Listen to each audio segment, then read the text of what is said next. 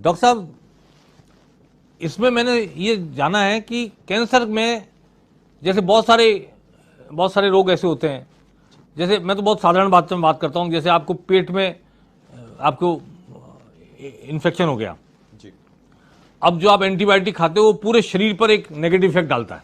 जी ठीक है, पेट की तो ठीक कर देता है, लेकिन वो आपके हाथ पांव सब दुखते रहते हैं कई बार, क्योंकि पूरे शरीर पे इफेक्ट। उसको एंटीबायोटिक के तो गोली के दिमाग नहीं है ना, वो तो निर्जीव चीज है, वो जाके एक जैसा प्रभाव छोड़ेगी, कहीं ज्यादा कहीं कम। ठीक है, ऐसे ही आपने कीमोथेरेपी की और कीमोथेरेपी में बॉडी में पूरे शरीर में इंजेक्ट करके आपने दवा डाली और पूरे शरीर में घूमती घूमती उस जगह भी पहुंची जहां गांठ है कैंसर की।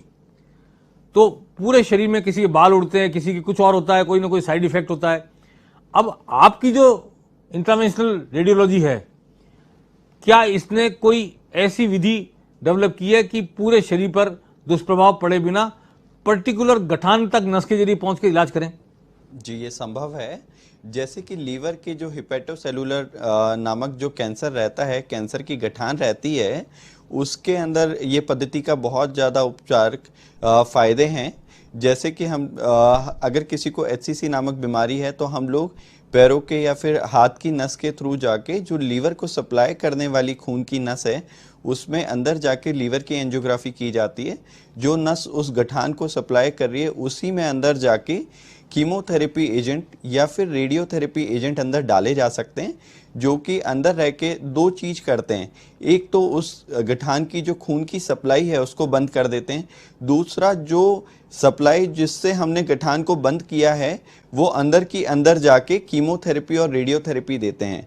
तो उससे फायदा रहता है कि एक तो गठान में खून की सप्लाई बंद हो जाती है, दूसरा अंदर की अंदर वो कीमोथेरेपी रेडियोथेरेपी देने के कारण गठान का सिकुड़ना, गठान का कम होना बहुत ज़्यादा तीव्र तरीके से होता है। और इसका साइड इफेक्ट अगर हम देखा जाए, क्योंकि सिर्फ हमने गठान में दिए, जैसे आज हाथ में अगर किसी के चोट लग जाए और हम पूरे शरीर में मलम लगा लें, उसकी जगह अगर हम जहाँ पे चोट लगी अगर हम उसी पे ज़्यादा मलम लगाएं, उसी पे 2 बार ज़्यादा मलम लगे तो मुझे लगता है रिकवरी ज़्यादा फास्ट होगी। उसी प्रकार से जहाँ पे गठान है अगर उसी में जाके अगर हम लोग कीमोथेरेपी या रेडियोथेरेपी देते हैं तो उसकी सक्सेस रेट बहुत ज़्यादा होगी। उसी प्रकार से हमने जैसे कल ही हमने प्रदेश का दूसरा हमने टारगेटेड रेडियोथेरेपी, जिसे टेयर बोलते हैं, ट्रांस आर्टीरियल रेडियो एम्बोलाइजेशन किया है। तो उसमें आम तौर पे जितनी रेडियोथेरेपी फुल डोज में दी जाती है, टेयर में हम लोग ऑलमोस्ट वो डबल से या 3 टाइम्स हम लोग ज़्यादा दे पाते हैं। उसका कारण ये है क्योंकि हम लीवर की जो गठान है उसी में जाके वो रेडियोथेरेपी एजेंट देते हैं, उसका प्रभाव पूरे शरीर के बाकी अंग पे नहीं पड़ता है।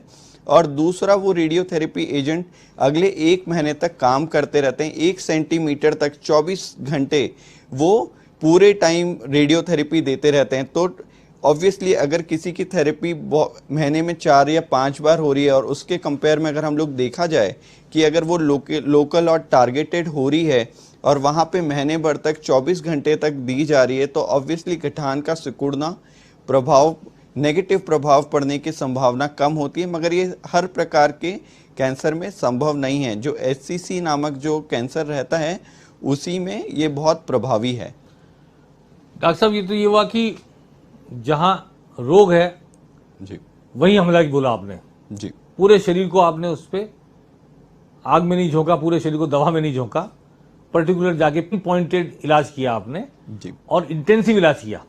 दोनों बातें हैं, पिन पॉइंटेड भी है, उस जगह पर है गठान जहाँ पे, और इंटेंसिव भी है कि वो फैल नहीं रहा है तो वो उससे ज़्यादा भी आप डोज दे रहे हो तो भी उसी गांठ के लिए है जिस गांठ को आपको रिमूव करना है, खत्म करना है, कैंसर है जो, उसको निर्जीव करना है। और आपने ब्लड की सप्लाई रोक के उस गठान को बढ़ने से भी रोका है मेरे ख्याल से।